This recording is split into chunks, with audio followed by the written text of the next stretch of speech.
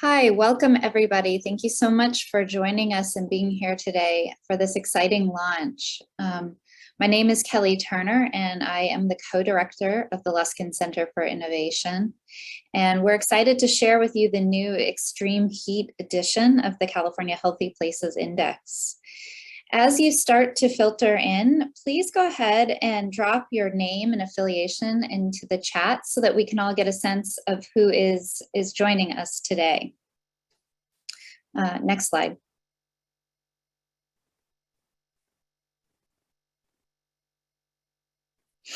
For those of you that are less familiar, Luskin Center for Innovation is an environmental policy and planning research center here at UCLA, and we have a strong focus on doing collaborative, stakeholder engaged, and actionable research.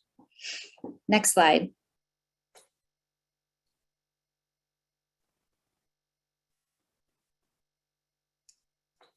And increasingly at Luskin Center, we are focusing on the problem of extreme heat. And so why do we care about rising temperatures? Well, heat is one of the deadliest impacts of climate change. It is also one of the most inequitable. And until recently, policy and planning has lagged behind the severity of this impact. So there is both an acute problem and acute need for solutions. Next slide. Luskin Center has been and is continuing to be committed to doing stakeholder engaged research on extreme heat with a focus on equity and a focus on action. And we wanted to acknowledge the funding that we have been provided for the research that we're going to share today. The California Strategic Growth Council Climate Change Research Grant Program has enabled us to do the work that you will see today. Next slide.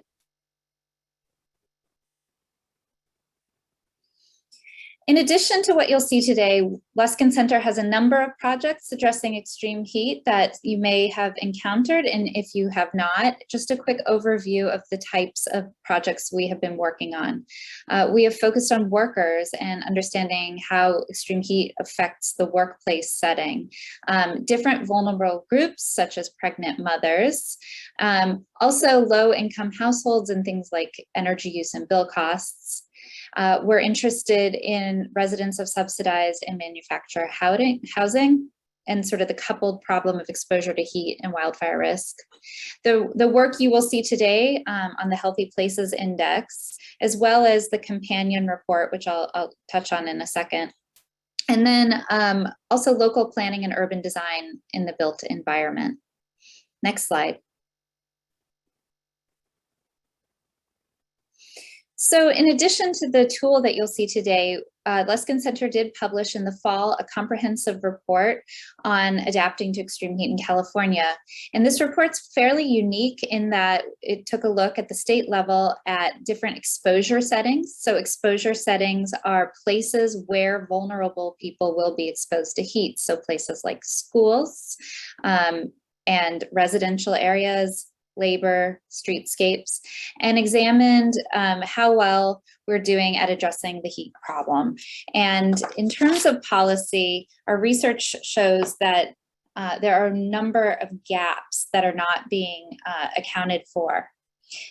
While virtually no aspect of our daily life is untouched by extreme heat, we don't have some sort of centralized authority, institution, or comprehensive approach yet at the state level to address it. Next slide.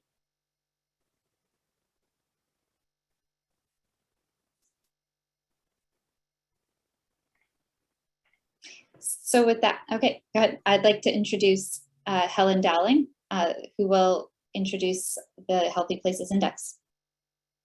Great. Hi, everyone. My name is Helen Dowling. I use she and her pronouns, and I'm the Director of Data Initiatives at the Public Health Alliance of Southern California. I'm here today to talk about the Healthy Places Index Extreme Heat Edition. Ray Spriggs is also joining us today from the UCLA Luskin Center for Innovation. And we're really excited to share with you this new tool that we've been working on over the last couple of years. So to get started, I want to give you a brief overview of what we're planning on covering today. So first, what's the HPI and why we created it? We'll then take a closer look at the extreme heat edition of the Healthy Places Index, its new features and how you might use them. And lastly, we've included time today to answer your questions about this new tool. First, let me introduce the Public Health Alliance of Southern California. We're a coalition of the executive leadership of 10 local health departments representing more than 60% of the state's population. We're fiscally administered by the Public Health Institute. We're also the architects of the California Healthy Places Index and co-developers of the Healthy Places Index Extreme Heat Edition, and the reason you're with us today. So I want to start with a little bit of background on the Healthy Places Index. So why did we create the HPI? Decades of research tells us that our life expectancy and well-being are tied to the community conditions in which we live, which includes the existence of racially driven laws and policies. We know that access to social conditions that support health, what we call the social drivers of health, education, good job opportunities, and healthy food and water, for instance, can vary drastically by neighborhood for a complexity of reasons. And it's for these reasons that we created the Healthy Places Index tool, which launched in 2018. This past April, we released our newest update to the tool with HPI 3.0. The HPI was expressly built to highlight community assets and strengths using a positive frame that can be mobilized to implement solutions. The HPI maps neighborhood-level data on conditions that drive health, layered with racial justice data and resources, and it provides community-specific policy recommendations to advance health equity. To those ends, the HPI provides data and policy recommendations to compare the health and well-being of communities, identify the community conditions at the neighborhood level by quantifying the factors that shape health, and support communities and leaders to turn data into actionable solutions to advance equity. We provide communities, leaders, policymakers, foundations, advocacy groups, academics, and other stakeholders with the tools they need to identify inequity, prioritize equitable investment, and strengthen community voices with sound, validated data. Since its launch, the HPI has become a go-to data tool for hundreds of state and local government agencies, foundations, advocacy groups, hospitals, and many others. The tool has been adopted for various uses, addressing critical community needs like active transportation projects, affordable and stable housing, food security, climate resilience, and the state's blueprint for a safer economy health equity metric that influence COVID funding and support. The HPI has many features that we make available to all users for free. With the HPI, community leaders, academics, advocates, and residents can access information about their communities, including the HPI score and HPI indicators, as well as detailed race and ethnicity measures, including subpopulations and national origin data. You can view hundreds of decision support layers, including health outcomes, school performance indicators, housing stock, and population demographics, in addition to over 30 measures disaggregated by race, ethnicity, or language. Can filter geographies by race, ethnicity, and country of origin to identify small or geographically dispersed populations. You can also generate HPI ranks within your city, county, and more to answer the question, for example, of how the communities in your county stack up.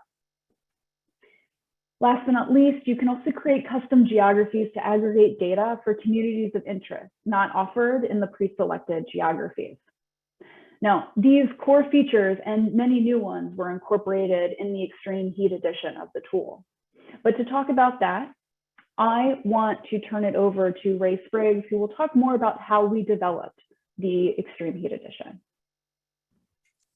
Thanks so much, Helen. Hi, everyone. As Helen mentioned, I'm Ray Spriggs, Manager of Climate Action Research at the Luskin Center for Innovation. So the Public Health Alliance of Southern California was contracted by the UCLA Luskin Center for Innovation to develop a spatial heat vulnerability tool designed primarily for state and local agencies and community-based organizations. This tool will visualize the distribution and impact of projected extreme heat at the census tract level across California, paired with measures of place and population-based vulnerability. Core functions include a linkage to funding programs and opportunities, and a tool to identify the overlap of multiple vulnerabilities by place. So we approach this by prioritizing community guidance to inform both the measures that we would include in this HPI Extreme Heat Edition, as well as any new functionality that was needed to display the data and to facilitate community use cases.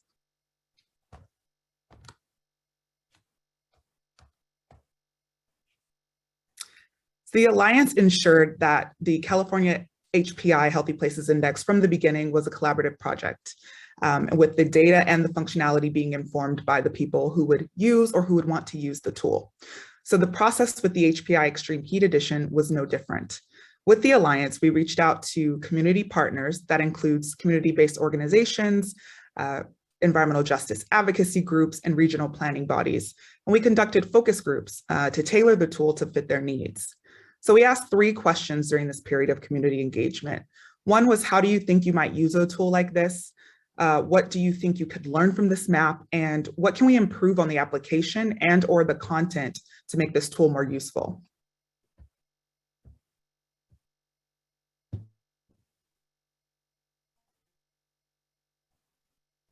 In these focus groups, we listened to our partners' recommendations in order to produce these recommended measures and to develop the new mapping functionality.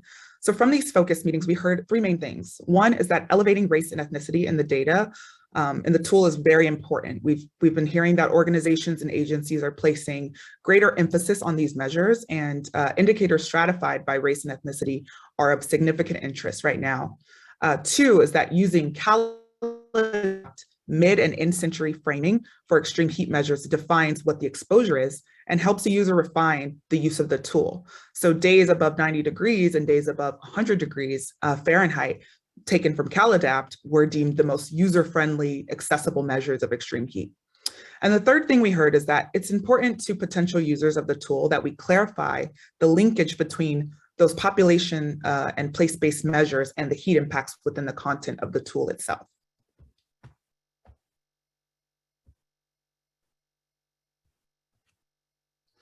So we know that community conditions impact health, but they can also describe a community's resilience or their vulnerability to climate change, such as extreme heat. So now I want to introduce you to the California Healthy Places Index Extreme Heat Edition. This tool expands on the HPI's use by bringing in additional data layers to focus on the impacts of heat on the state of California. The HPI Extreme Heat Edition provides a way for practitioners, planners, researchers, and residents alike to understand their community's vulnerability to future heat impacts and to find actionable solutions and resources to build resilience. All in one place, the HPI Heat Edition brings together the California HPI 3.0 measures of community conditions alongside measures of sensitive populations and adaptive capacity indicators. It is important to note that the HPI score is unchanged. Public Health Alliance didn't add anything to the HPI score. We're just providing additional data layers for mapping and new functionality.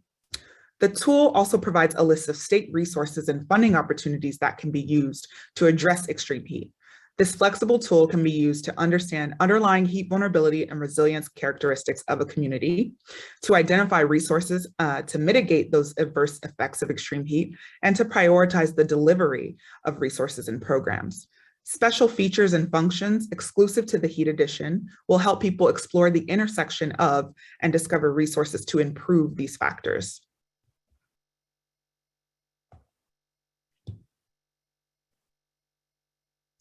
So here are key new features and enhancements available on the HPI Extreme Heat Edition platform.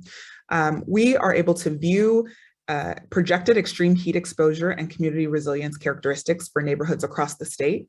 We're able to explore resources to address extreme heat, filter the map to display communities meeting specific criteria, like Helen mentioned earlier, and visualize multiple vulnerability indicators to find places where the intersection of community conditions and population sensitivity may lead to a greater impact of extreme heat.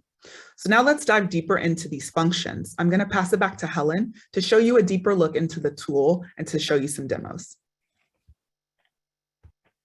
So before we dive into our demos, I want to highlight the measures of extreme heat that we've included in this tool.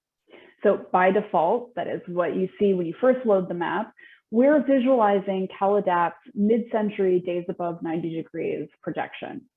So as Ray mentioned earlier, this measure was selected based on community feedback.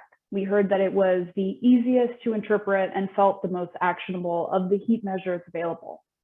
That said, we provide several other measures that you're able to map as well. So they include end century days above 90 degrees, mid and end century days above 100 degrees, and mid and end century extreme heat days above the historical baseline. And I should note that all the projected exposures here use the RCP 8.5, also known as the business as usual scenario. If you want to get into the nitty-gritty, we're happy to answer some data questions here as part of the Q&A, but you might find our technical report on the tool to be of particular interest. We talk in detail about the data sources for each of the indicators included in the map. So with that, the first feature I want to share with you today is exploring accessing information about your community. So with the heat edition, you will be able to see how your community compares to other California communities and view the factors that shape health and heat resilience in your neighborhood or project area.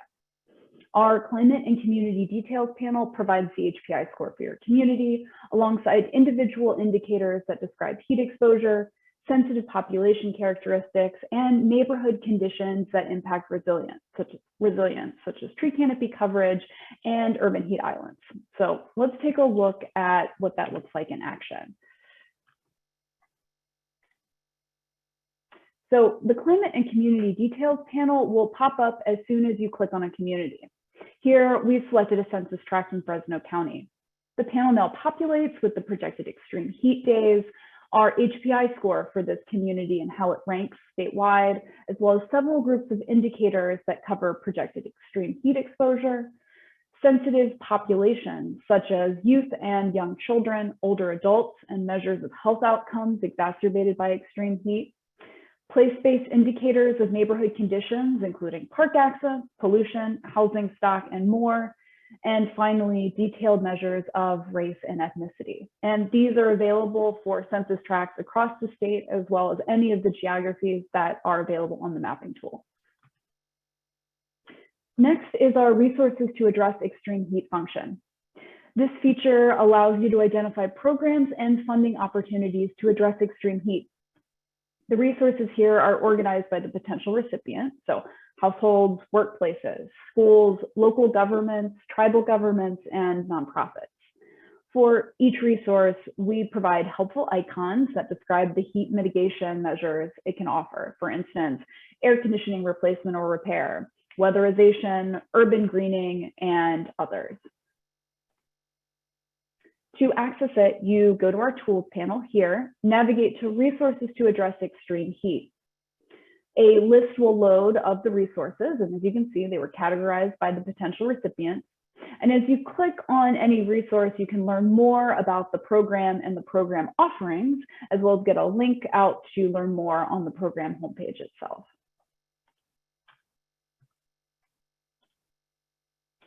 Next, the filter indicators feature allows you to quickly find places that meet the specific criteria you set, like income level, tree canopy coverage, projected extreme heat impacts, and more. So this filtering feature can be used to filter multiple indicators at once also. So for example, we can filter days above 100 degrees indicator to only show census tracts throughout the state that are projected to experience more than 100 days of such temperatures throughout the year. So let's take a look. From the tools menu, you select filter by indicator. Here we'll go to the exposure and then look at days over 100 degrees, as you can see here. We'll drag the slider to 100 to show days over 100 degrees. You can also type a value in the box there next to the slider. And now you can see the map has been filtered to only show those tracts that meet this criteria.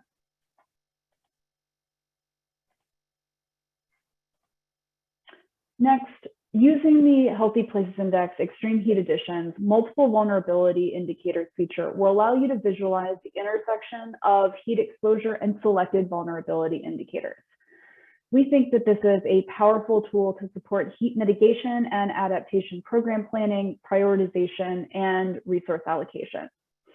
In short, by selecting a heat exposure indicator and one or more vulnerability indicators, you can see where these conditions intersect or stack on top of one another. You can find the places where these overlapping factors, community conditions, sensitive populations, and adaptive capacity, increase vulnerability to extreme heat. Let's take a practical example to illustrate. Say Riverside County has received funding to develop a neighborhood park and wants to find candidate sites that will benefit most from the heat mitigation effects. Let's use this feature to visualize this on the map. From the Tools menu, we'll select the Visualize Multiple Vulnerabilities Indicators function. First, you have to select an exposure indicator. Here, we'll choose days over 100 degrees. Then you can select any other indicator. In this case, because we're interested in parks, we'll go to People, then scroll down to Youth and Population ages 5 to 14.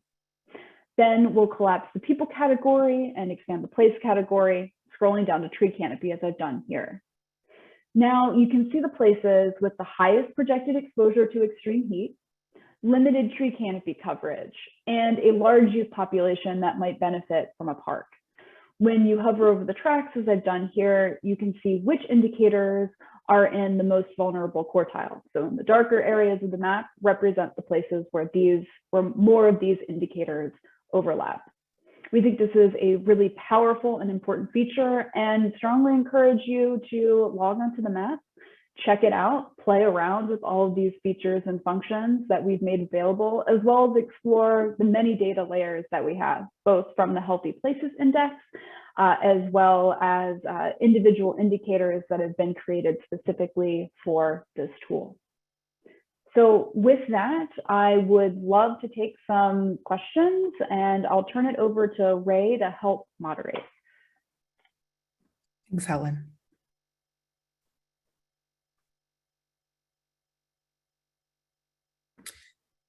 Okay, so we got a question here. Have you considered aligning the HPI heat categories with the National Weather Service heat risk categories?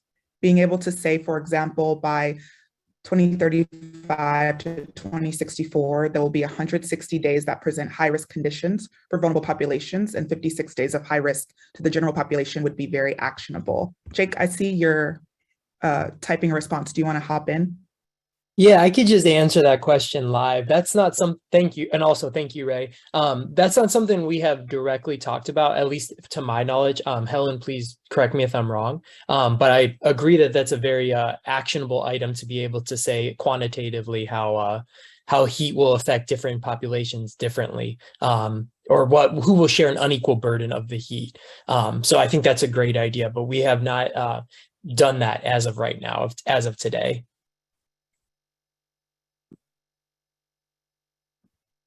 Thanks, Jake. We got a question here that says, which data was the most difficult to access when creating this extreme heat edition of the tool? Helen, do you want to take that? Sure. Yeah, I think at the time when we were pulling the data, I think it was mapping CalAdapt's measures of extreme heat to the census tract. That's the core geographic unit that we use. And a census tract is about the size of a large neighborhood. And CalAdapt doesn't map directly to census tracts. So we needed to do a little bit of work to take those projections and crosswalk them to the tract level. And Jake can also speak to that as well. I think if there are any specifics there I've left out. No, I would agree. We did do the census block level. One thing that I think would be more challenging when you go into more unique, like census designated boundaries or just other boundaries, like for example, like there's even watershed that you could get the data to that, or get the data at that level. I think, in my opinion, the most challenging would be to actually access the data for the cartographic boundaries. So if you were looking for some very, not, I don't want to say unique, but less common areas that you wanted to examine, that would pose a challenge, not necessarily in the ability to get the data to that level, but to get the ancillary data, such as the cartographic boundary. Thank you both. We got a question that says, for the layer that shows resources, is there a way for people to submit resources to include for a given area? Helen? Sure, yeah. I think we're always looking for the possibility to include updated data. So if that's of interest, you are welcome to get in touch with us here at the Alliance or to any of the folks at the Luskin Center. We can see what we can do about incorporating that into the tool. Thank you. We got a question here. Did you consider any other heat metrics instead of just temperature, like discomfort index that includes humidity and temperature? Jake? We actually only did just do temperature. Humidity we found to be at a much coarser resolution. These discomfort metrics that are often like mean radiant temperature, psychological perceived temperature, and gosh, the last one escapes me at the moment, but oh, the Stedman model that actually will calculate like something like a heat index, similar to like what a wind chill factor is. Those tend to come at like more coarse resolution and change more dynamically. So with heat, we can say like it was 110 degrees, it was a baseline, or 100 degrees. But with humidity, the variability, it was hard to capture that spatially as well as temporally for the measurements, because we have less accuracy when we project out humidity into the future, if that makes sense. Thank you, Jake. We have another question. Are there plans to incorporate spatial data on heat-related morbidity or mortality? That would help account for the fact that data is generally lacking on some of the key factors that make people vulnerable, such as homelessness. Helen? Yes, would love to be able to incorporate those measures. And I believe CDPH is beginning to spool up statewide syndromic surveillance for extreme heat health outcomes. And I'm hopeful that at some point we may be able to incorporate some of those data within the tool itself, either to capture some historical impacts of extreme heat, or something that is updated more frequently to capture something more akin to real-time effects. But this is absolutely something that we're thinking about, and I think would be a wonderful addition to the tool if the data were available to include. Thank you. Is there a current heat reading 2022 from 2022 of over 90 degrees to compare with the heat projections? Jake? I do not know if that in our tool, I don't know if there's a current reading of a running total of days. If I'm wrong on that, Helen, please correct me, but I don't believe we have that built into the tool to be updated dynamically like that as of today. Yeah, that's correct.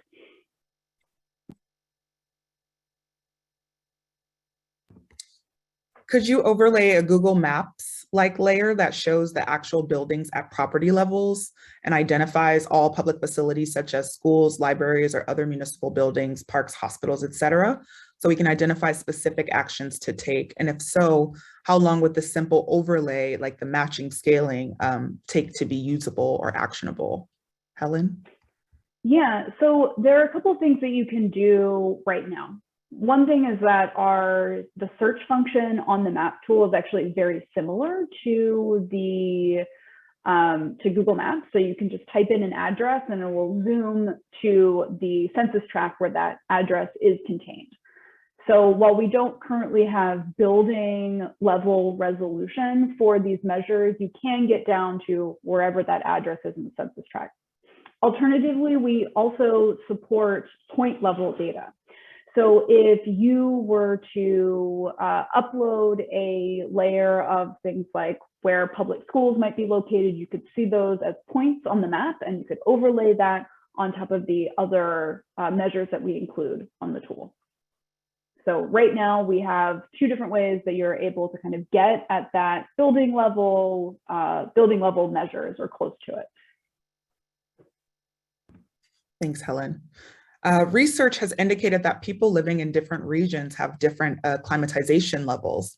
Was this taken into consideration when creating extreme heat standards? For instance, someone living in the coast may have a different or usually lower heat threshold than someone in the Central Valley, or will this be taken into consideration in the future? Helen, you want to take that, or Jake? Yeah, I could take it. So we actually defined it locally as the 98th percentile of a temperature reading. So we broke down the whole histogram of like temperatures that were there, and our extreme heat was exceeding a 98th percentile. So for example, if you were in Fresno or Bakersfield, that number is going to be different than if you're in San Luis Obispo. So in some ways we did take that into account. It wasn't as locally perfect. So like you can't go from like one side of Fresno to the other, but when you take into account like the Central Valley versus, let's say, like Santa Barbara County, that was taken into account. Thank you. If the CDC releases new or updated census tracts in the next few years, for example, 2030, do you expect to update the map and prediction since the forecast is 2035 and after? Helen? Yeah, so I mean, I can speak to the HPI proper, and this lives on the HPI mapping platform, is we do have plans for updating the census tract boundaries to 2020 tract boundaries over the next couple of years as those become available, and we have a way to crosswalk between our older boundaries and others. Regards to updating prediction, so we don't currently have funding for updates, but we're very interested in being able to add new and updated features and data to the tool, including updated projections. So that's something that we're interested in doing, but don't currently have funding for. Thanks. Speaking of overlays and layers, can we look at county lines as a layer? Helen? Yes, absolutely. So we have, in addition to census tract, which is our base geography, we also have data that are available at zip code, cities and towns, counties, state and federal legislative districts, school districts, metropolitan planning organizations, as well as medical service study areas. So if you are on the map right now, you can go ahead and take a look at the legend. There's a little drop-down box that shows you the current geographic resolution that you're looking at, and you can pick from there to go from census tracts to any of those other geographies that I just mentioned. And all of the data, to be clear, all of the data actually scale to that as well. So if you wanted to take a look at extreme heat measures overall for your county or city, you can do so, but we always encourage you to look at the smallest geographic region that you're able to, which would be the census tract in most cases. Thanks. In looking at tree canopy, what were the assumptions about canopy closure? Did you use a range or just one factor? Jake?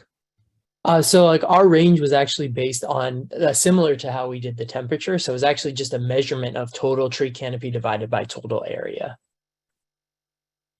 So in essence, one factor, but closure up for debate on 100% closure within like a tree crown and things along those lines. And of course, that will vary throughout the year as well, based on, you know, if it's a deciduous tree as well. Thank you. Is the urban heat island effect being considered in the tool? Helen? Yes, so one of our many data layers that are included for mapping is an urban heat island index measure. So that is in fact available. It's categorized under our place indicators if you want to take a look at it. How accurate or reliable are the CalAdapt projections of extreme heat? Has enough time passed since the tool's creation to determine its track record to forecast extreme heat? Helen? I do not think I can speak to that. I will turn it over to Jake if he's got some thoughts on it. Otherwise, you might need to direct that over to the CalAdapt folks. I would agree with Helen. The models we aren't the first ones to use it. So the global climate models, especially the RCP 8.5, have been shown to have accuracies above 70% when they've been validated, which is actually quite high for a climate model. But I would follow up with the folks at CalAdapt to get the exact numbers, or if they're doing continuous validation for 2022, 2023, and beyond. Do you have a list of vulnerable populations considered in the tool? We do. That is actually also in the manual that Michelle has shared, which we'll be sharing again in the chat, and as well as the web link. But for some of those, it's housing, rent cost, who has a kitchen, who has plumbing, mobile homes, age, and things along those lines. So, and that can be found in the document. Are variables such as availability of water, health of the power grid, are they being considered in this specific index? Helen? Yeah, so there were a large number of measures that we heard would be of interest to include, and actually some of those that you mentioned there were in that list, but one of the challenges is spatial resolution. We wanted to, wherever possible, to be able to provide data down to the census tract. And at the moment, either those data aren't publicly available, aren't publicly available at the census tract level, or would require more resources than we had at the time to be able to create and add them into the tool. But I know that these are important factors when considering climate resilience. And so those continue to sit on our wish list for new data that we would want to be able to include in the tool. So something that we're keeping an eye out for and would love to be able to incorporate if they were available. We got a question saying, can you please post what the steps are or some sort of user directions, for example, on how a school district could simply upload all its addresses to see which of their many sites fall into an indicator mapping within a census tract? And they said it would be useful. It'd be helpful to lay users as well. Manually typing in hundreds of addresses without seeing them all at once isn't helpful, is what we got. Yeah, no, so that's a great question. And actually we do have on our healthyplacesindex.org website under our Learning Center, we actually have a number of tutorial videos because the California HPI as well as the Extreme Heat Edition share a number of core features. You can actually take a look at the tutorial videos that we have for the California version, and that will apply for many of the features and functions that we have for the Heat Edition as well. So I recommend, if I went too fast on any of the features and functions that I've shared here, you can take a look at those tutorial videos just for very quick bite-sized instructions on how to use a lot of the tools that we include in the maps. Thanks, Helen, that's really helpful. Can the tool include nonprofits, groups, institutions, businesses, and local governments that are working on this issue so that we can start coalition building and taking collective action? Is that in the works? Is that a plan to be incorporated in the next iteration?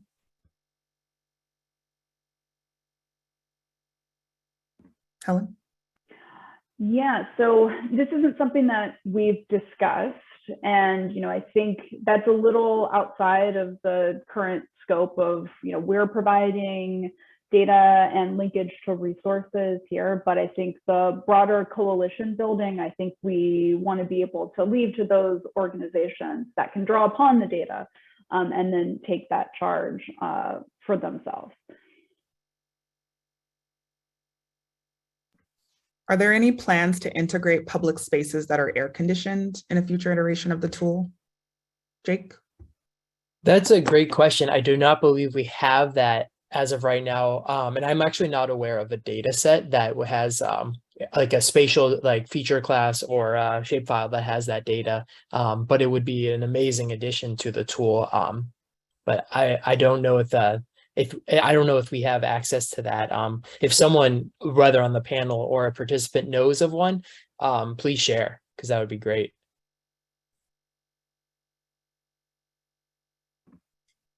Can the Healthy Places Index Extreme Heat Edition be used prospectively for heat health warnings? Helen. Well, you can certainly use it for, you can take a look at, if you look at the Healthy Places Index by itself, for example, you can already find those communities that with lower HPI scores, which indicate fewer health supportive community conditions and therefore less likely to have those conditions that will help with resilience for extreme heat. You can take a look at that, as those areas are likely to have a greater impact of extreme heat, in addition to using some of the functionality that we include in the tool, the visualize multiple vulnerabilities function, to look at where the overlap between projected extreme heat is, as well as certain community conditions that improve community climate resilience. You can look at that intersection and see those places that might be more effective. So yes, in that regard, you would be able to use the tool in that way. Thank you. We got a question asking about data on the numbers of child abuse cases in hot days compared to moderate weather. And they said, we see cases rise during the summer here in the high desert. Do we have any data on that, Jake? I do not believe we do not have data on child abuse cases. We don't, no. Definitely another addition that would be extremely helpful. I agree. Thank you. Does this tool account at all for impacts from ongoing wildfire burn, scar areas across the region impact with ongoing and significant loss of vegetation? Jake. We also do not have that. We do have an NDVI value that goes into it, as well as the tree canopy. The NDVI, I should say, is a factor within these global climate models, but we do not have anything along those lines. Thank you. Can the tool be used to compare census tracts locally rather than to statewide quartiles? Helen? Yes, you can do that. So we have a rank function that lets you re-rank communities or neighborhoods, census tracts, or any other geography within a larger geography. So for example, you would be able to rank the census tracts against one another that fall within your city or county, for example, or you could take a look at the city or county level ranks within a county or other larger geography. That would be our rank function. Thank you. Have you looked at compatibility with other mapping tools that display other environmental justice and equity indicators like energy burdens and factors that contribute to cumulative health and socioeconomic burden?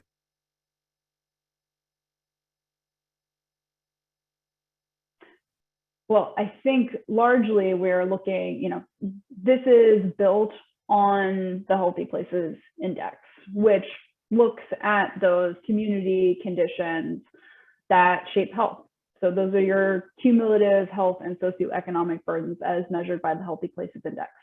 That said, we recognize there are a lot of other tools out there and a lot of other data sets that we might not include in our platform. And so we do make it possible to download our data. There are a couple of different ways to do that. I'll leave some links at the end of the presentation that will touch on that. So you're able to export our data in a couple of different formats in order to either import them into other tools. Alternatively, you can also upload additional data into the map as well for your own private use. So you can take data out for your analysis, and you can also bring data in to map as well. That might touch on another question we got on can you map community health clinics? So I don't know if community health clinics are already in the tool. If not, then as Helen explained, they can be you can add that data to your own, on your own.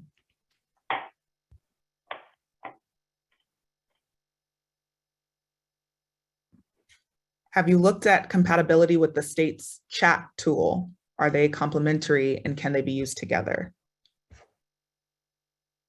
Jake or Helen? I'm going to have to actually look at the state's tool to see how compatible they are. I'm sure they probably have a lot of complementary pieces, and I'm sure they can be used together, but I don't believe we've looked at that factor yet.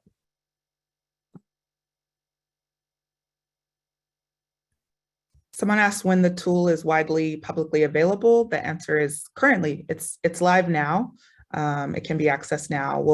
If it already hasn't been included in the chat, we'll definitely include it in the chat before the end of the webinar.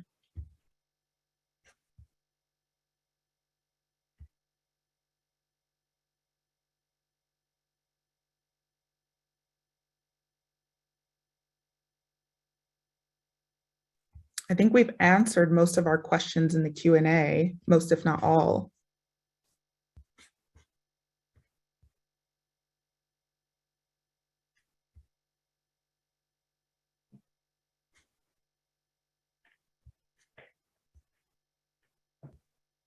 Are existing community resilience centers or cooling centers mapped?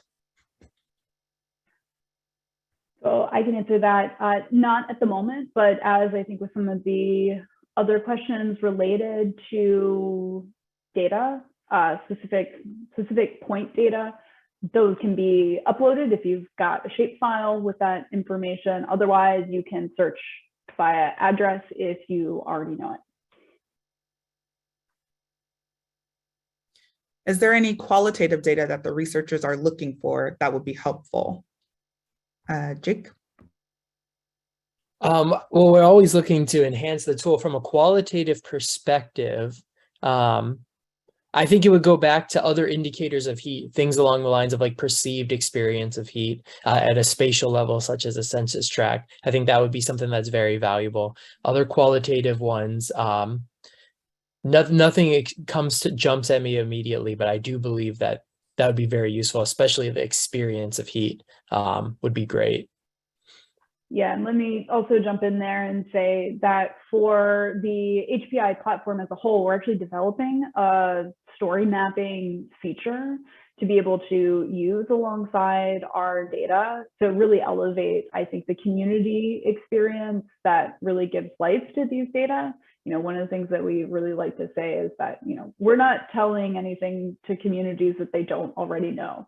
But we are giving them the data to quantify that lived experience. And we think that it's important to also include those stories and that qualitative aspects of the lived experience. So story mapping is coming to the Healthy Places Index platform. And I think, you know, if we had the resources, we would also love to be able to include the extreme heat edition into that as well.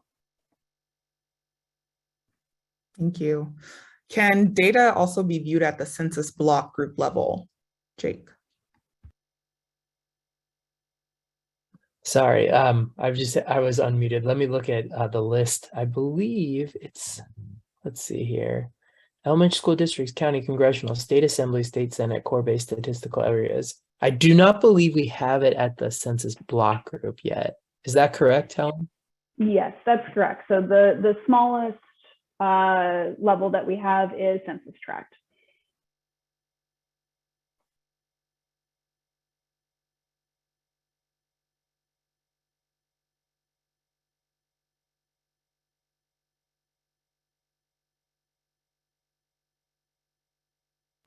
Are there any plans to include care facilities and other key vulnerable population centers? I think we kind of touched on that earlier with the community resilience centers, but anything else to add, Helen? Yeah, I mean, I think the upload function really gives folks the flexibility depending on, you know, if they're looking at specific sets of addresses or collection of points to be able to upload their own data. One thing that we would be interested in doing is if there are statewide collections or at least regional collections of these locations that are already mapped, then that's something that we would want to be able to upload to the tool and make available across the state. But for the smaller local level, so just for example, your collection of care facilities within your particular jurisdiction, that makes the most sense for you to be able to upload individually.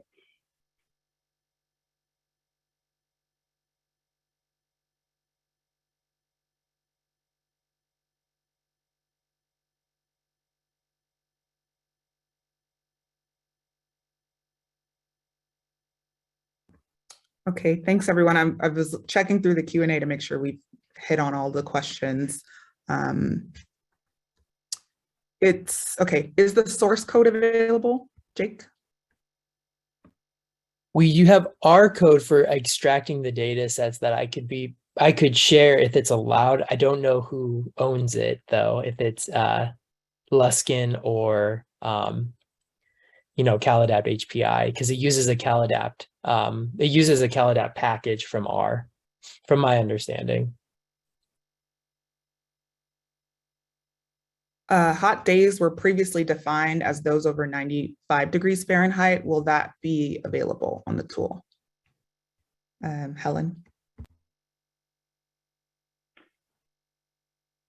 So we don't currently have that available. I don't know if Jake can speak to that in more detail. I'm so sorry. I was answering a question about the GCM data download in the chat. Do you mind repeating the question? I'm so sorry. Of course. Hot days were previously defined as those over 95 degrees Fahrenheit. Will that be available on the tool? No, only 90 and 100 as of right now. I don't know if there are plans to incorporate that level of precision, but I only right now is 90 and 100. There are several health conditions of interest when looking at health risk factors and comorbidity. Did you include kidney disease, obesity, diabetes, hypertension, etc. in the tool? Jake? I don't think we have those in the tool. I don't think COPD, kidney disease, or diabetes or anything is included. So just to correct the record on that, we actually do have a number of health outcomes. Okay, my apologies. Yep, no worries, no worries. But we do have those there under the people category under health outcomes. So you should be able to check that out. And most of those measures are available at the census tract level as well.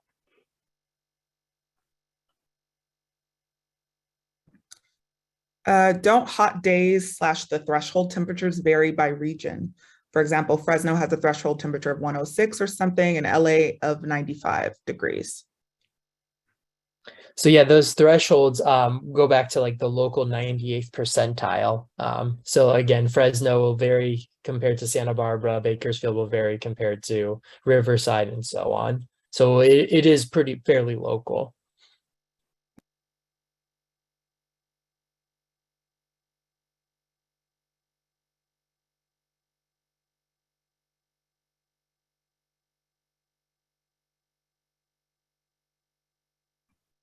Okay, I think we can wrap unless we see any other important questions either in the chat that I may have missed or in Q&A that we didn't get a chance to answer.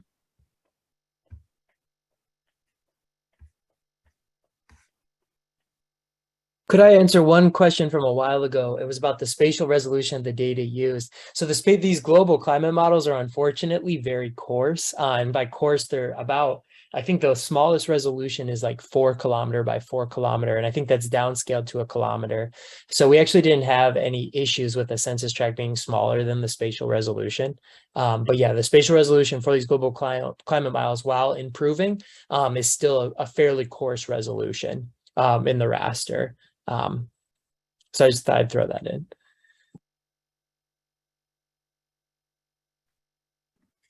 Thanks, Jake. Well, I would just say that we're coming up at time here, but a lot of nonprofits, community-based organizations, environmental justice groups, and regional planning bodies were involved in advising us on the tool's development and the plan to use it. So all of this, a lot of the questions that we've been getting have been taken into account through the development of the tool. And so everyone can find the Healthy Places Index Extreme Heat Edition on the Luskin Center for Innovation's website. And we also released a news article on the heat tool and our extreme heat research. So I'll drop that link in the chat here. And as a reminder, this webinar has been recorded and will be released and sent out to all registrants after the event. So thank you everyone for joining us. Thank you panelists, Helen, Jake, Kelly, and thank you all the attendees. And take care everyone, stay cool. I'll put that in the chat.